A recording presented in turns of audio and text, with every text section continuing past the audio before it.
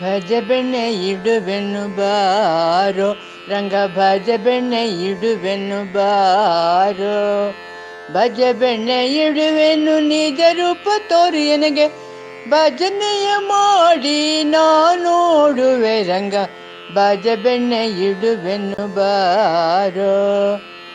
ಗೋಕುಲಕ್ಕೆ ಹೋಗಿ ಗೋಕ್ಷೀರವನೆ ತಂದು ಗೋವಿಂದನ ಸ್ಮರಣೆ ಮಾಡುವೆ ರಂಗ ಭಜ ಬೆಣ್ಣೆ ಇಡುವೆನು ಬಾರೋ ರಂಗ ಭಜ ಬೆಣ್ಣೆ ಇಡುವೆನು ಬಾರೋ.